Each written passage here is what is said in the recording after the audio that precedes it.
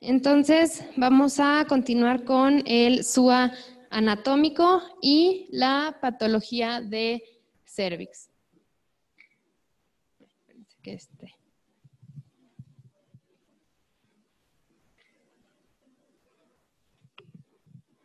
Okay. Entonces, ya vimos la parte de Cohen, ahora vamos a ver Palm. Y de estos, pues vamos a ir a ver primero pólipos, luego la adenomiosis y luego miomatosis. La malignidad, pues, es tema de onco y pues tienen esas clases más adelante. Entonces, hablando de pólipos, los pólipos van a ser proliferaciones de glándulas del estroma o de vasos sanguíneos que pues van a ser tumoraciones que van a ir creciendo. Son de diferente tamaño, pueden ser únicos, pueden ser múltiples, pueden ser sésiles o pueden estar pediculados. La mayoría son benignos. La verdad es que el riesgo de malignidad, de que presenten metaplasia, hiperplasia, conocinatipia o que un pólipo se convierta en un carcinoma es del 0.5 al 4%.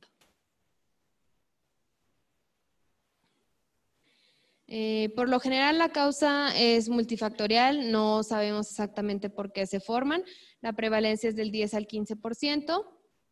Y si no se quita, o sea, si no vamos a quitarlos, si no hacemos una resección quirúrgica, el pólipo sigue ahí. Difícilmente van a presentar regresión como los miomas, porque pues los miomas sí dependen de las hormonas y en el momento en el que hay el cese de la producción de hormona, el mioma desaparece. El pólipo no.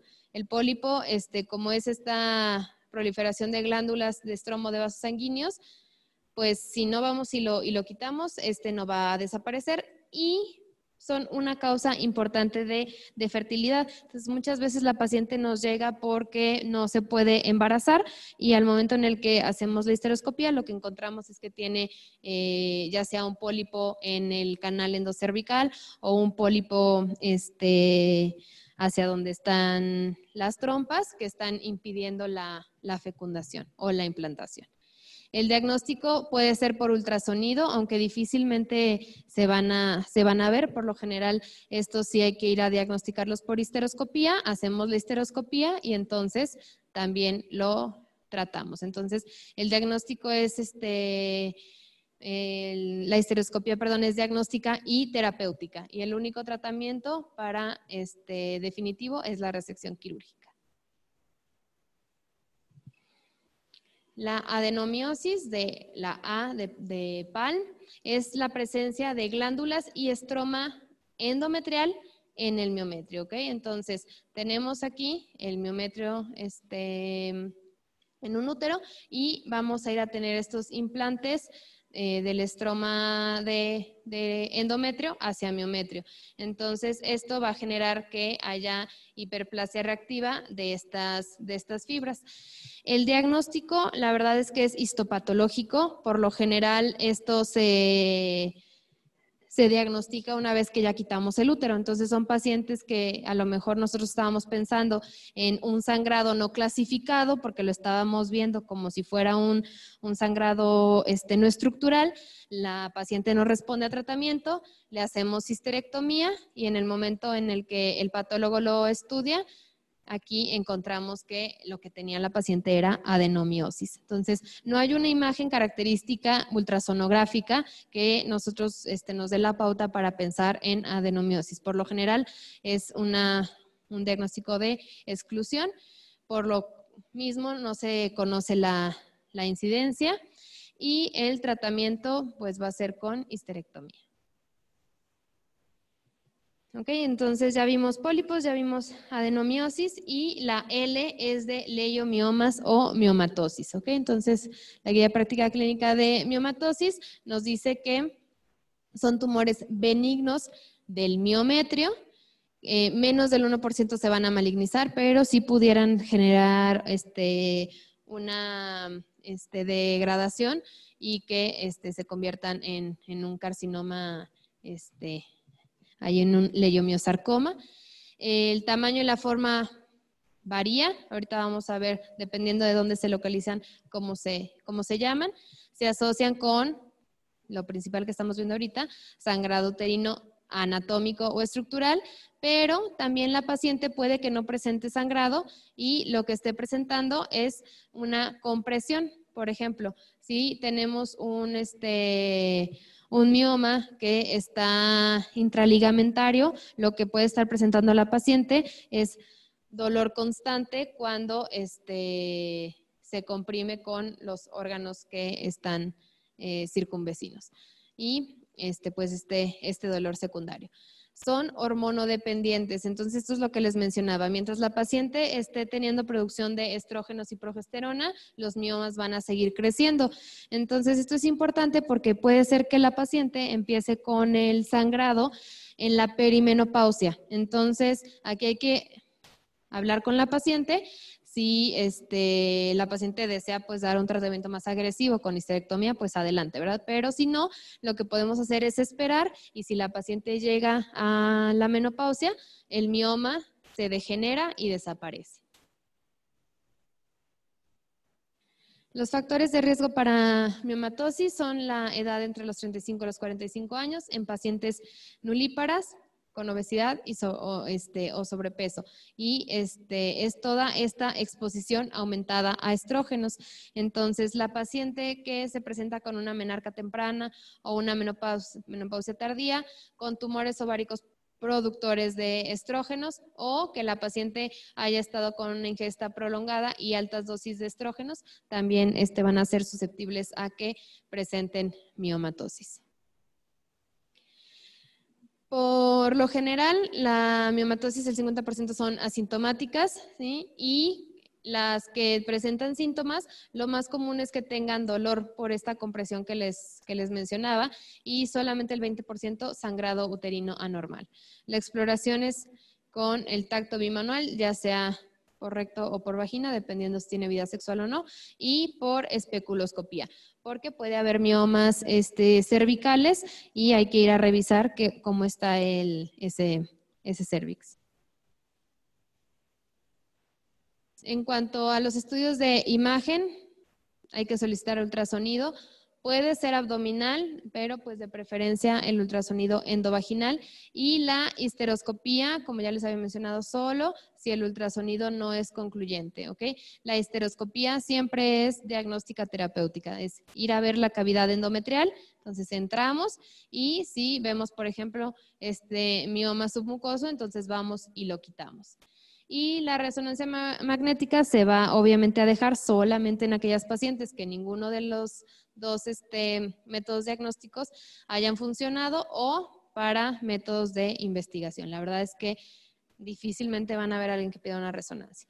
Y aquí en esta guía la paciente dice, dice que paciente es arriba de 35 años, pero hay que quedarnos con que es arriba de 40 las que requieren biopsia de endometrio.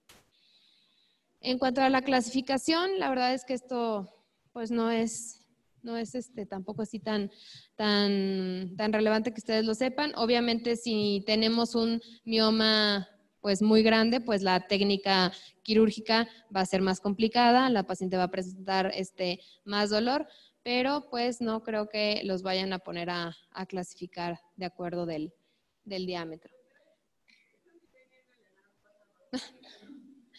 Entonces, los miomas pequeños son los que miden menos de 2 centímetros, los medianos entre 2 y 6 y los grandes de 6 hasta 20. El que les debería de preocupar es el mioma gigante que mide arriba de 20 centímetros. Las pacientes que tienen miomatosis de grandes elementos o gigantes, se les da análogos de la GnRH para que pues se inhiba la GnRH, se inhiba la LH, la FSH y la producción de estrógenos y entonces intentemos disminuir el tamaño del mioma para poder hacer una buena planeación de la técnica quirúrgica, ¿ok? El tratamiento nunca es con análogos de GnRH solos. Si vas a dar un análogo es para disminuir el tamaño en la miomatosis de grandes o gigantes elementos y después ir a quitar. Entonces, sí apréndanselo.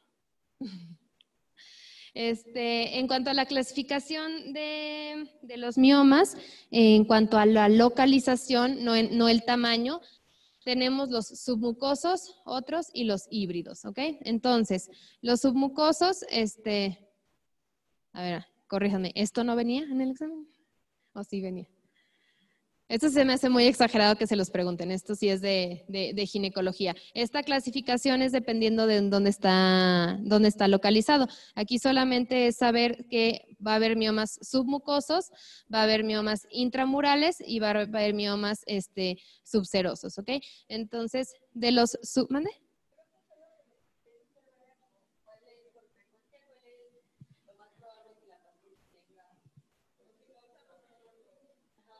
Ah, ok. Y si la pregunta era el que causa más abortos, ¿cuál creen que sea la respuesta? Los submucosos, al final de cuentas, es como los tabiques o los úteros bicornes. Si tenemos un mioma submucoso, sobre todo los pediculados, y va y se implanta ahí el embarazo, pues se va a perder. O igualmente, si el embarazo empieza a crecer y tenemos un mioma muy grande, pues va a haber pérdida gestacional. O también las pacientes que tienen miomas y embarazo, pues son pacientes que se presentan con trabajo de parto prematuro o ruptura de membranas, porque el feto está intentando crecer y tenemos este mioma que está ocupando la cavidad y entonces pues el embarazo se resuelve antes de tiempo. También hablando de miomatosis y embarazo, ya que me dijeron que eso venía en el examen.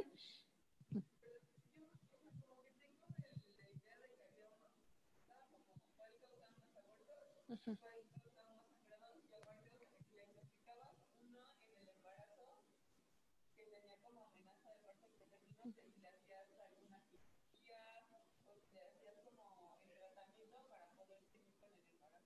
Ok, hablando de miomatosis y embarazo, sí tienes antes de las 12 semanas y es un mioma muy grande, obviamente es un mioma intracavitario, entonces sí pudieras dar tratamiento quirúrgico, ¿ok?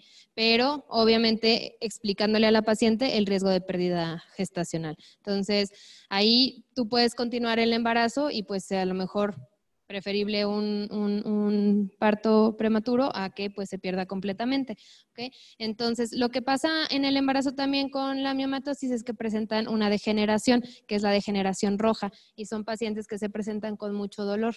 Entonces, eso también se los pudieran llegar a preguntar.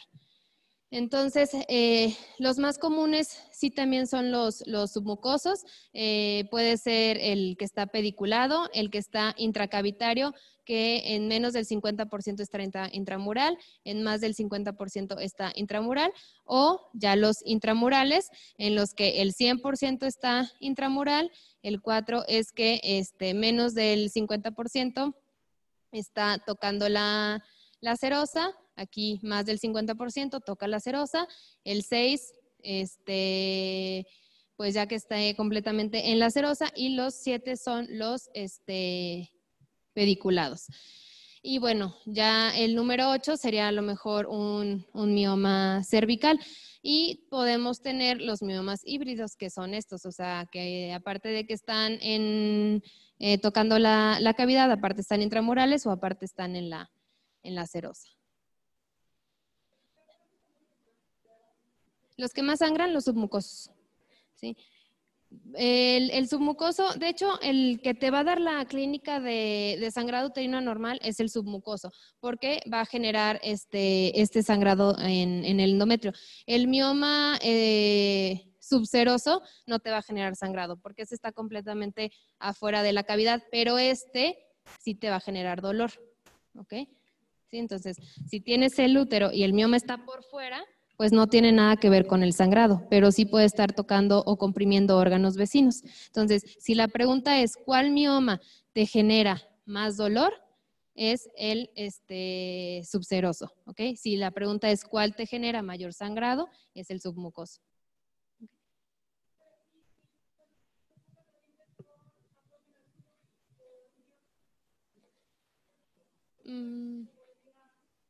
El que pudiera generar dolor, pues sí, igualmente sería sería el subseroso.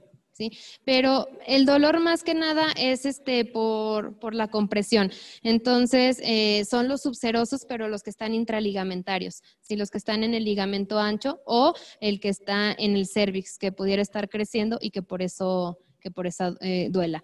El que está dentro de la cavidad no te va a generar dolor ni abdomen agudo. Bueno, entonces, hablando de tratamiento médico, si la paciente tiene síntomas, entonces es como ya les había dicho, si tiene síntomas es porque ese mioma está generando compresión. Si está generando compresión es porque el mioma está grande. Entonces hay que dar análogos de GnRH para ir a inhibir la producción de estrógenos y entonces se reduzca el tamaño del mioma. Cuando nosotros damos análogos de GnRH, puede disminuir su tamaño hasta en un 60%. Entonces, esto no es un medicamento de elección y no es así de que la paciente te llega con dolor y entonces le das un análogo de GnRH. No, o sea, la paciente te puede llegar con un dolor que se resuelva, o sea, a lo mejor un dolor muy intenso, pero la paciente se puede ir de alta. Tú ves que ese mioma está muy grande, entonces le dejas un análogo de GnRH, pero para poderla operar. Si tú quieres ir a operar un mioma gigante, pues vas a tener mucha dificultad en la técnica quirúrgica. Entonces, esto es previo a realizar una miomectomía o una histerectomía. Y también, obviamente, no hay que darlo más de 6 meses porque, al igual que danazol, como inhiben los estrógenos, si lo damos por más de 6 meses, afectan la mineralización ósea. Las progestinas las podemos dejar en las pacientes para generar esta aposición del sangrado y pues como control de sangrado. Esto es para dolor, esto sería para sangrado. Igual los AINES podemos ir a hacer que pues el sangrado no se presente de forma tan abundante en lo que estamos esperando que la paciente se opere y si tenemos síntomas leves, ¿ok?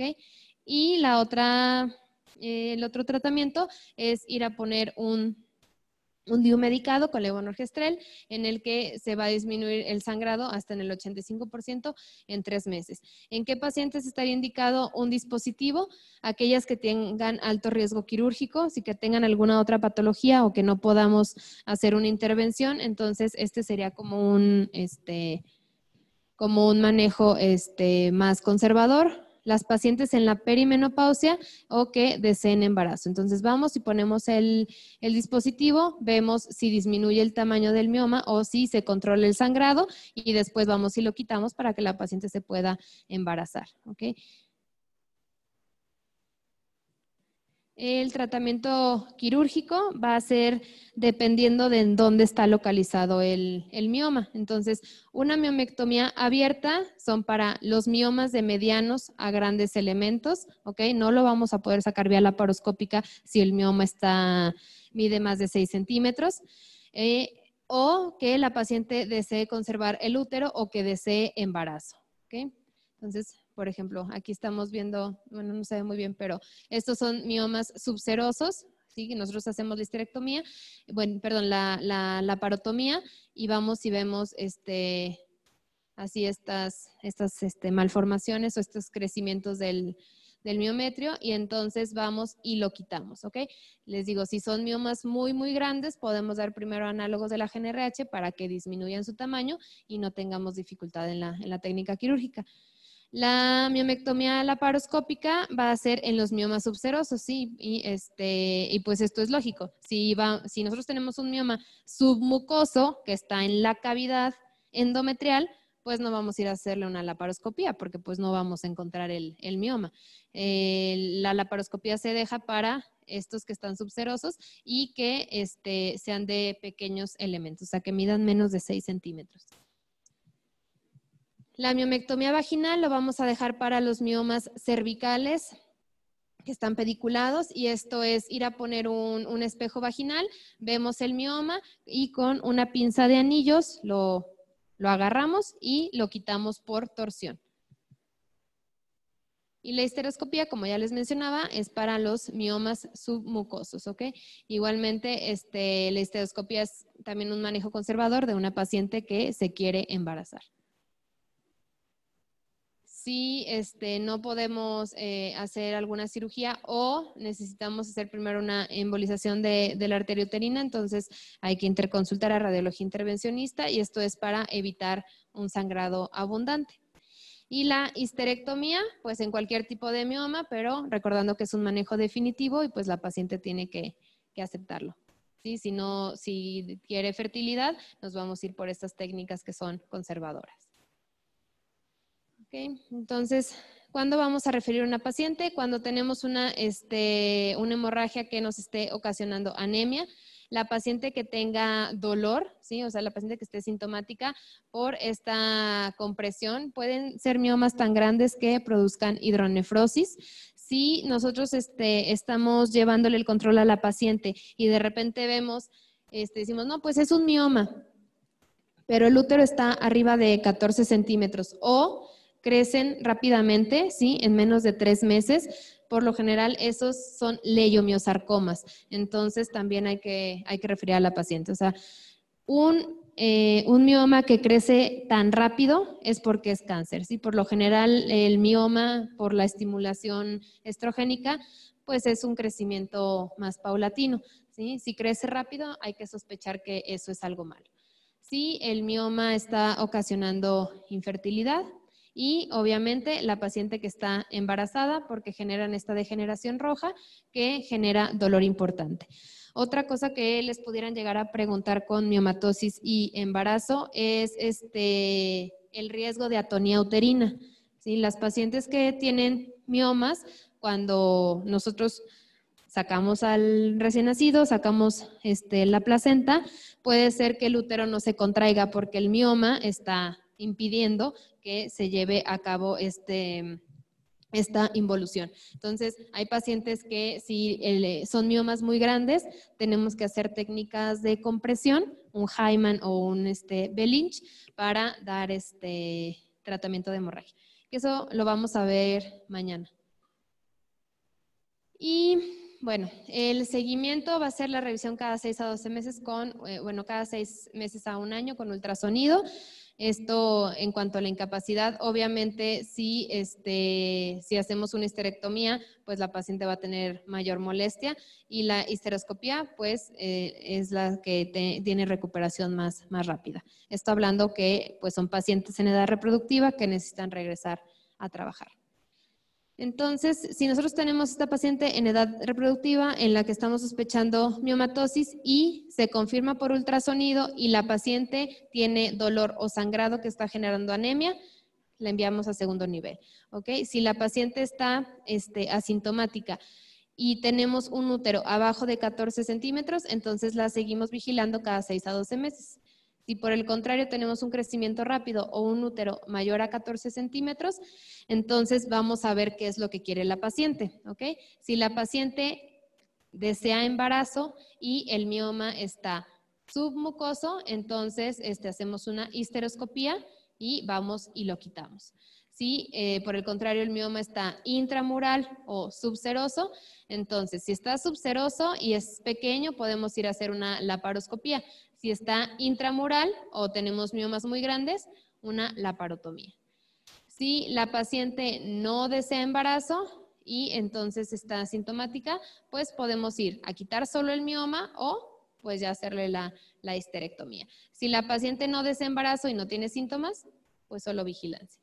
Si estamos en una paciente en la perimenopausia, entonces aquí lo que podemos hacer es dar un tratamiento médico o poner un dispositivo, porque pues la paciente en el momento en el que esté en menopausia va a tener la regresión del mioma y se van a quitar sus síntomas.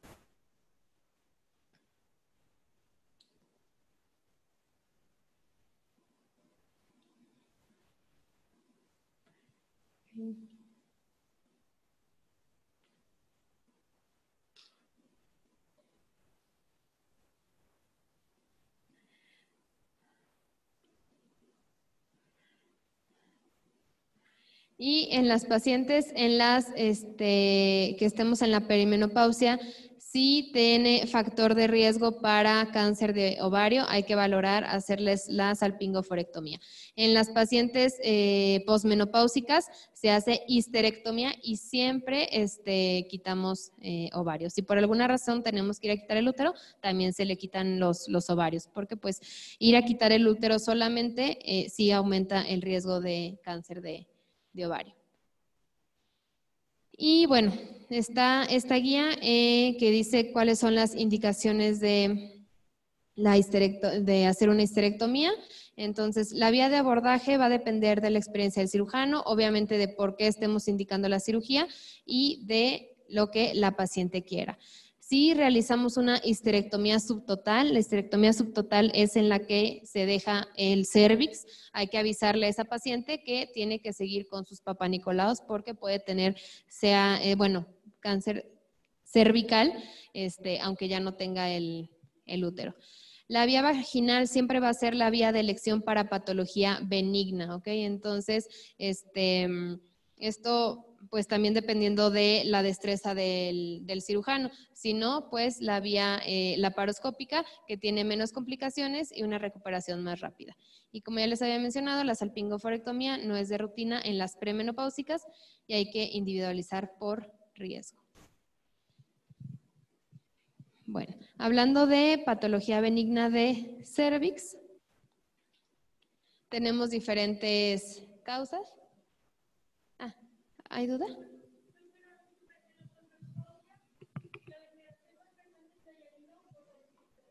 La hialina. La calcificación es rara y la verdad es que los miomas calcificados pues no te van a generar mayor problema. Casi que son hallazgos que tú pides un ultrasonido y por alguna razón y encuentras los miomas calcificados. La etiología de las patologías benignas de cérvix pueden ser por trauma, por inflamación o infección o por neoformaciones. Entonces, hablando de las traumáticas, lo más común es que sea algún desgarro al momento de un parto, ¿sí? Entonces, si nosotros hacemos dilataciones manuales del cérvix, las cuales no están indicadas, podemos generar que ese cérvix se rompa. Si tenemos partos precipitados, si tenemos fetos macrosómicos, pudieran generar ruptura del cérvix. Perforaciones al momento en el que estamos haciendo, pinzamos con una pinza de POSI el cérvix y lo traccionamos, podemos hacer ahí amputación del cérvix, o en las pacientes que se les ponen cerclajes, si ya cuando lo vieron en la clase de ayer, hay veces que si la paciente tiene un cerclaje y empieza con trabajo de parto y nosotros no quitamos el cerclaje, también se puede amputar el cérvix. Y bueno, esto sería un tema completamente aparte. Puede haber ulceración cuando las pacientes presentan un prolapso de órganos pélvicos grado 4. Este es el prolapso que está completamente afuera de la vagina. Entonces son pacientes que traen ahí el cérvix de fuera y pues obviamente se está lesionando, se está traumatizando de forma crónica y pueden llegar a sangrar. Y la elongación cervical también por un prolapso de órganos pélvicos. Hablando de infecciosas, pues la cervicitis es lo más común. Recordar que el cérvix tiene dos tipos de células epiteliales, las escamosas y las glandulares. Las escamosas son del exocérvix y las glandulares del endocérvix. Y dependiendo de cuál epitelio esté afectado, es el patógeno que produce la infección. Si estamos hablando de ectocérvix o de células escamosas, lo más común es que sea por tricomona, por cándida, o por herpes.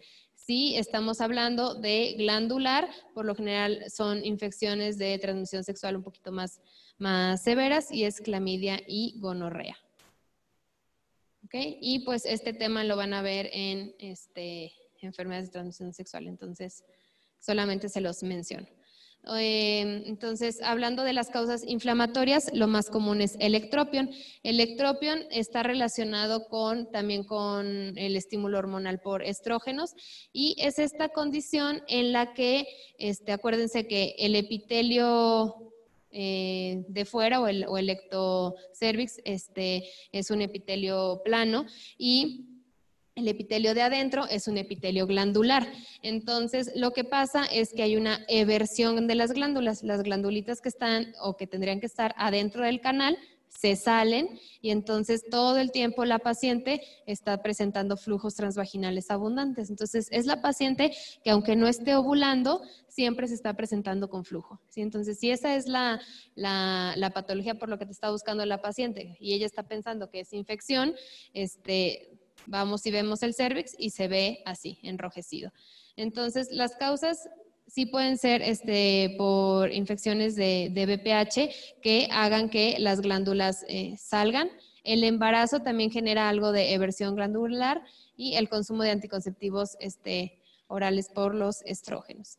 Y sí es importante darle seguimiento y tratamiento porque si es por una infección de BPH y esto continúa, puede hacerse una lesión precursora de cáncer. Entonces hay que ir a tratar la causa.